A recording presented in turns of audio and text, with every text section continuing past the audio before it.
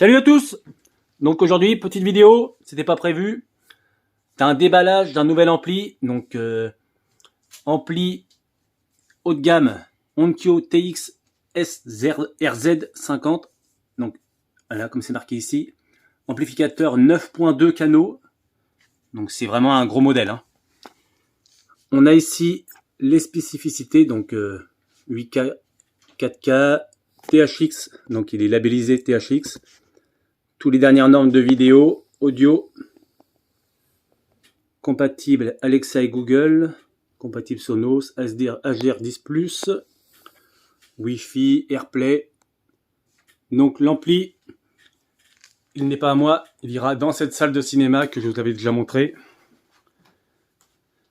Le propriétaire de cet ampli, et il va aller ici à sa place. Donc c'est pour remplacer quoi comme ampli, celui-ci? Pour remplacer le Onkyo TX NR686. Voilà, c'était celui-ci qu'il y avait avant, donc il marchait déjà très bien. Il était aussi déjà compatible avec la norme THX, Dolby Atmos. Donc voilà, quand même déjà quelque chose d'assez, enfin de même puissant. Mais là, on va passer sur un modèle beaucoup plus gros et beaucoup plus performant. Et tu avais fait aussi un upgrade dans la salle, tu avais tout changé. Oui, c'est ça. Ouais. Avant, tu avais... J'étais en focal Cube 3, voilà. Pas Cube 3. Donc avec deux caissons, c'était des 100 watts, hein, je crois. Ouais, mais alors, non, 75 watts par 60, ouais, ah oui, ouais. Voilà. Ça, c'était les enceintes et le caisson, c'était... Alors à l'origine, c'était 5 enceintes avec un caisson. Et plus tard, j'ai rajouté le même caisson de basse, j'ai racheté en solo.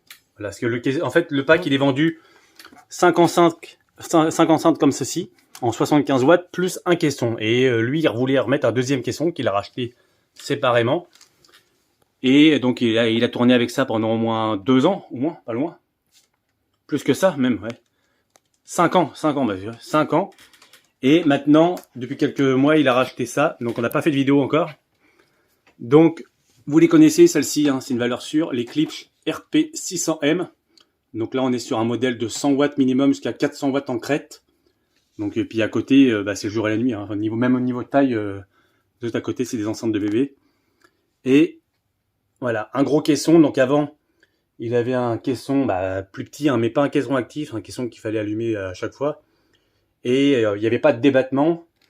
Et là, là, on va essayer tout à l'heure. On avait fait des tests déjà avec l'ancien ampli sur Aquaman ou des pistes audio qui fonctionnaient pas mal. Et franchement, c'était déjà pas mal. Mais là, à mon avis, ça va donner plus.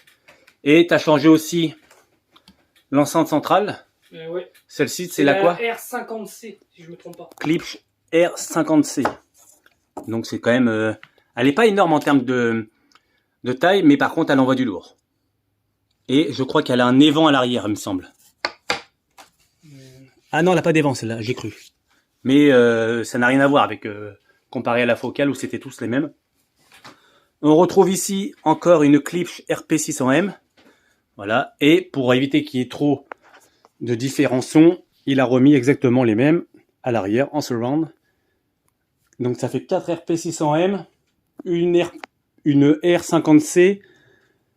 C'est le Klipsch quoi celui-ci 120 SW, je crois. Ouais, il me semble, sûr, ouais.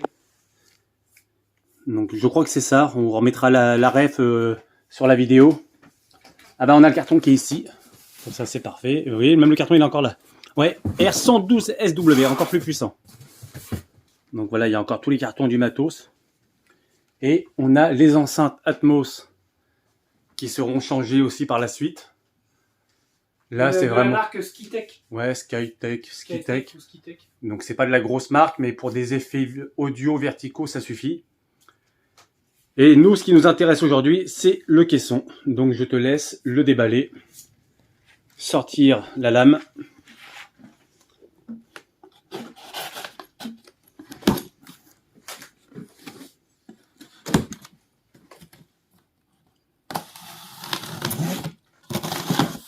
Voilà.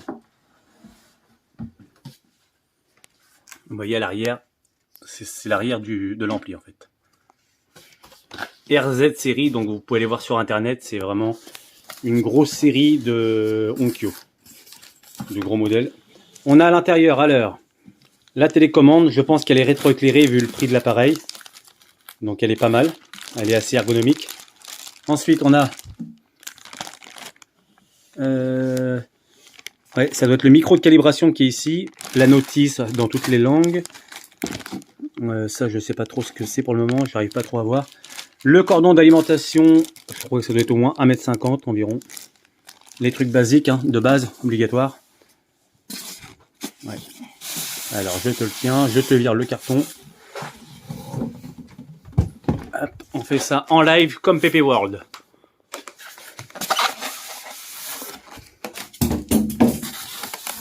Hop. Et voilà la bête. Il est où le devant? C'est toi qui l'as? Ouais, là. Par là. Hop, voilà.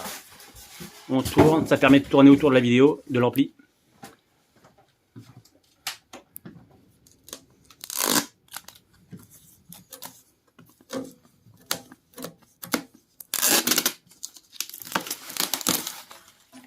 Attention. Voilà, là, on a vraiment... Hop là, on retire ça. Ah, et là, il est beau. Ouais. Vous voyez la qualité? On a un peu de mal à voir. Il fait très sombre. T'as des mousses à retirer, ouais. Hop, donc entièrement neuf. Hein. Faudrait peut-être ouvrir un peu là-haut, je pense. Il est plus noir que l'autre, je trouve. Tu dois avoir raison. Ouais, je pense qu'il a l'air... Ouais, voilà, on a un peu plus de lumière. Voilà, on y voit un peu mieux. Et il a des pieds en alu, donc fini les pieds plastoc bas de gamme. Donc là, les pieds, ils font le double de l'autre. Et en plus, ils sont en alu. Alors, on a une façade avec un... Alors tiens, il faudrait que tu le tournes un peu. Mettre la façade plus par là, comme ça, à la lumière. Voilà, parfait. Voilà, ouais, il est beau. Vous voyez un peu la taille de l'ampli? Comparé à une main, il est beau celui-ci. Voilà, avec tout... Ici, à mon avis, on a tous les boutons qu'on va retrouver sur la télécommande. Ici, on a même la fonction pure audio. Donc là, c'est vraiment une grosse bête. Et vous pouvez voir que c'est le modèle TX RZ50. On va refermer ça. Voilà, il referme très bien. On a encore ici les normes THX, Dolby, Atmos. Alors, on voit pas beaucoup, mais voilà, comme ça, sur le coin de l'image.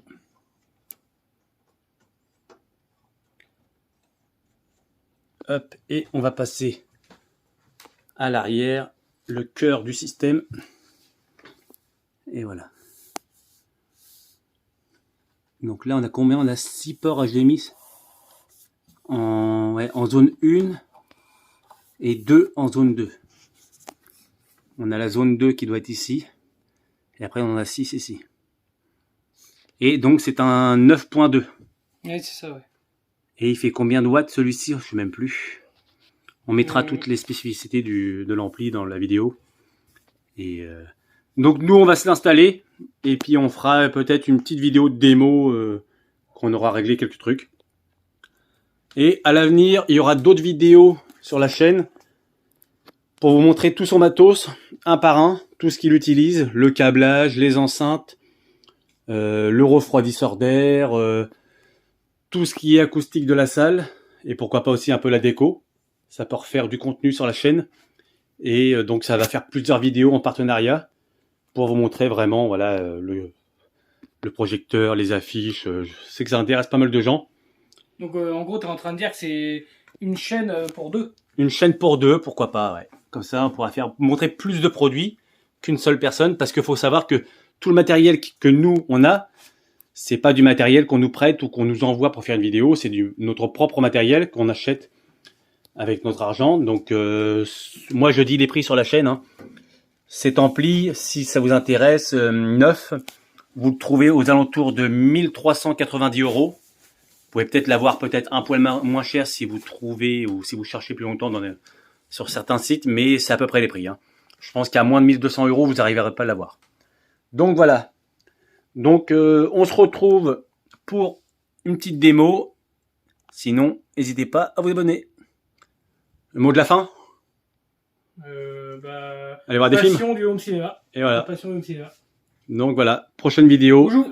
ça sera dans cette salle. On fera d'autres petites, des petites reviews, des petits, voilà comment on a fait pour faire les panneaux et d'autres trucs.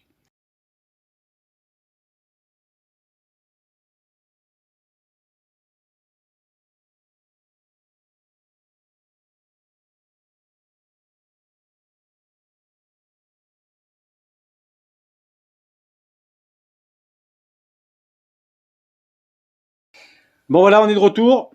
Et en fait, il s'est passé plusieurs jours entre le déballage de l'Onkyo.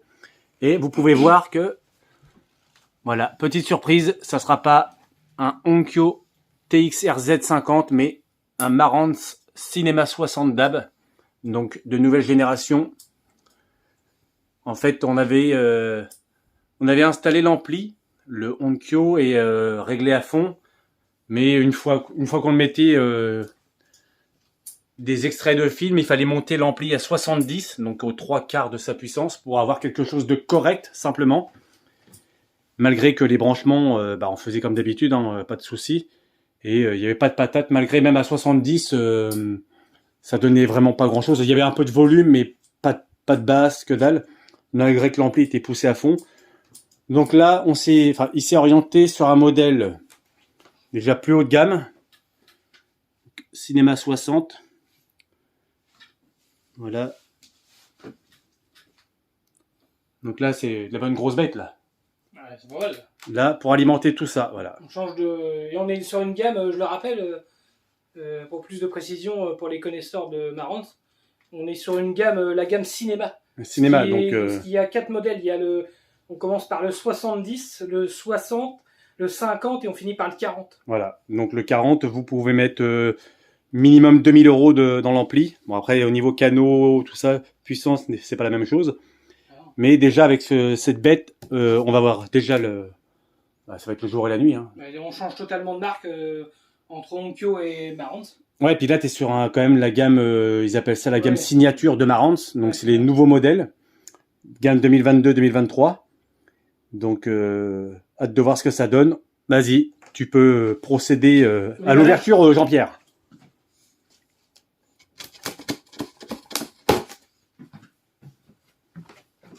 Donc là, normalement, c'est quelque chose de qualité à l'intérieur. Hein. Ça n'a rien à voir avec les amplis grand public. Vous pouvez prendre des amplis grand public très chers. Voilà, déjà, on voit la différence. Regardez ça. On a vraiment quelque chose vraiment bien emballé. On a du Marantz. Alors attends, c'est quoi dedans? Oula, ouais, on a vraiment quelque chose de qualité. Hein. Alors, une télécommande. Nouvelle génération pour la gamme... Pour la gamme cinéma, en fait, elle est belle, hein. Franchement, et rétro-éclairé en plus, en finition aluminium. Ouais, je vois ça. On sent même au niveau du toucher. Ensuite, on a quoi à l'intérieur? On a tout ce qui est manuel d'utilisation. Voilà, en français et en toutes les langues inimaginables pour ceux qui connaissent pas comment savoir installer un ampli. Ensuite, on a les 2 antennes à l'arrière, vu qu'il fait du DAB pour la radio. Les 2 piles sont fournies pour la télécommande, ça c'est bien. Ensuite, on a quoi? Ah bah voilà, on a la plaquette pour le marquage de vos câbles, que ça soit câble d'enceinte ou câble HDMI, projecteur Blu-ray ou autre. Ça c'est vraiment bien. Et on a le trépied, donc le pied pour le micro de calibration Odyssey XT32. Et ici, c'est quoi celui-là? Bah ça c'est l'antenne radio. Ouais. Voilà, on a une antenne radio. Donc là, franchement, on est pas mal. Mais bon, le micro de calibration, on ne l'utilisera pas. Parce que à chaque fois, vu que la salle... micro de calibration, c'est bien dans les salles où ils sont traités phoniquement. Et vraiment acoustiquement, donc des salles professionnelles. Mais ici, vous voyez, il y a quand même des cadres, des surfaces qui réfléchissent. Et ça fausse les données. Donc... ouais, c'est vraiment une belle boîte. Donc même dans mon ampli, moi que j'avais, enfin, le Marantz, on n'a pas ce niveau de finition. C'est quoi déjà ton modèle, rappelle-moi? Moi c'est le modèle, alors c'est l'ancienne gamme, le SR7015, donc un modèle 9.2. haut de gamme, mais là on est sur la gamme, voilà, la dernière génération, la gamme Prestige. Tu nous allumes la télécommande, voir ce que ça donne. Et je crois qu'on a un rétro-éclairage Ah oui, c'est sûr, ouais. jaune ou un truc dans ce genre-là. Ou blanc, non? Jaune? On va voir, on va voir. En plus, je sais pas si vous voyez bien, on a une finition jaune or ici, tout autour. Une sorte de pavé, il n'est pas tactile, mais pas loin. Et ici, tu as le bouton sur le côté du rétro-éclairage. Donc là, on est vraiment...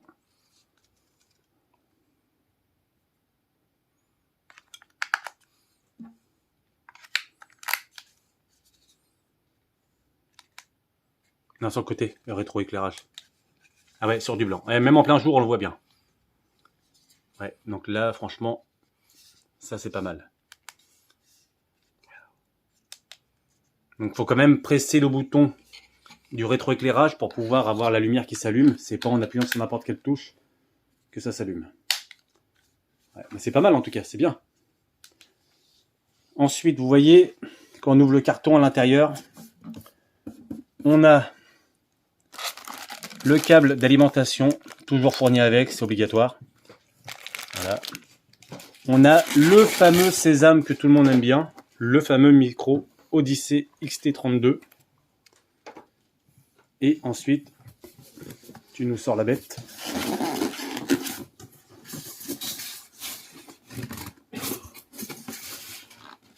C'est ça qu'on a des grosses mains.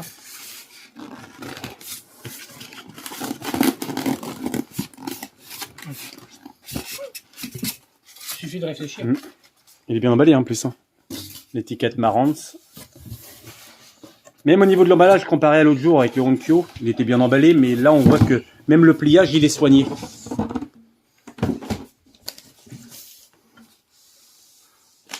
Ouais. Vous voyez, le pliage, ils ont fait des beaux... quelque chose de vraiment bien plié. Donc voilà. On voit qu'ils soignent quand même les amplis. C'est pas on le fout en boîte et puis terminé, le client il va se démerder avec ça.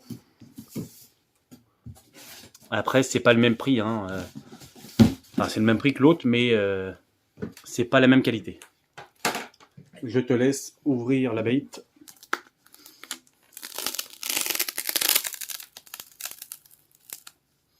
Ah, t'as un petit autocollant Marantz qui peut servir. Tu dois le coller maintenant, non? Tu vas le coller où?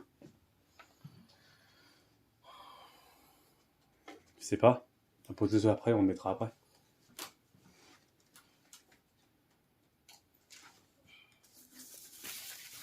Hop. Et il y a même encore un scotch.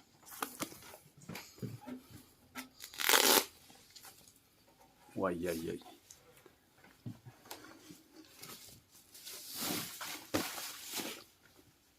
Ouais, il est beau. Hein. Il est très beau.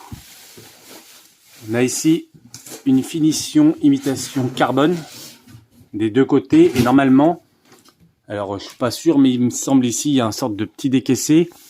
Et quand on l'allume, il y aura un rétroéclairage indirect des deux côtés en blanc. Normalement. Il n'est pas énorme en termes de taille, mais on voit que niveau finition, putain, il n'y a rien à dire. Hein, tu vois la différence avec le Onkyo de l'autre jour? C'est très sobre. Il n'y a pas de fioritures, de machin à la con qui traînent de tous les côtés. On a toujours le fameux hublot, comme ils disent, la signature de Marantz. Et vraiment les boutons nécessaires. Hein, ouais. Vraiment, voilà, le plus... Ouais, Cinéma 60, on voit pas trop, mais... Je te tourne... Vas-y, tourne-moi la bête. Ouais, là c'est mieux déjà. Donc là, comparé au Onkyo de l'autre jour, on est sur des borniers.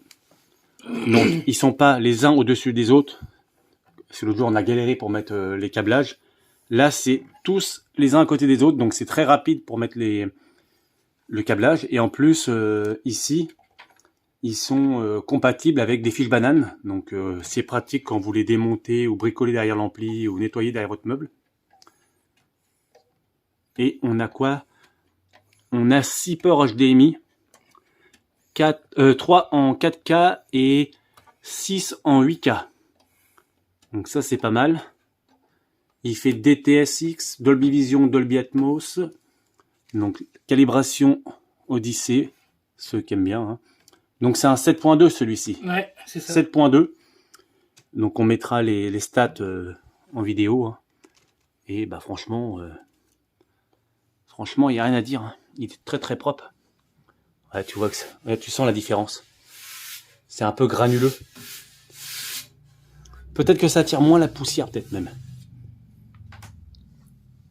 Donc nous on s'installe ça et on fera, je pense, une petite vidéo avec un extrait pour voir ce que ça donne. On n'aura pas le même ressenti sur la vidéo qu'en vrai, mais pour voir la différence si c'est mieux que le HomeQ ou pas. Donc on a notre petit mètre ici pour régler vraiment très précisément au niveau des enceintes. On va essayer de faire quelque chose de propre. Et bah nous, on va s'installer ça directement sur place ici. Et en plus, il aura son refroidisseur d'air, Aircom AC Infinity, qui sera collé dessus. Donc voilà, on se retrouve pour un petit extrait dans quelques instants.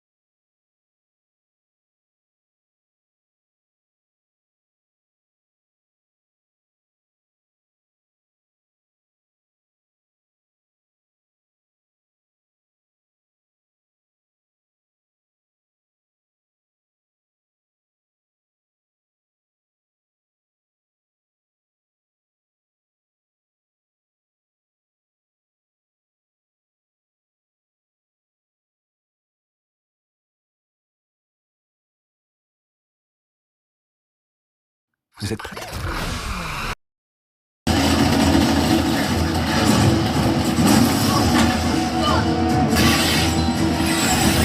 Vas-y.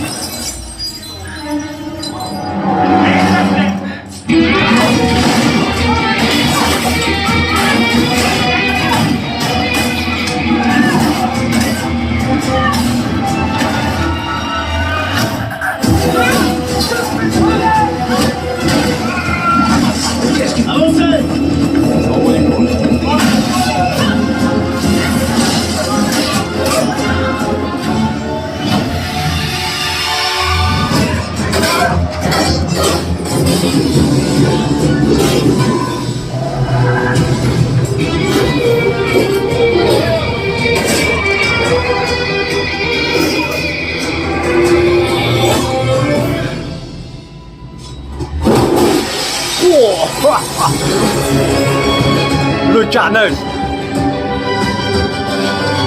Alors, la bonne bête.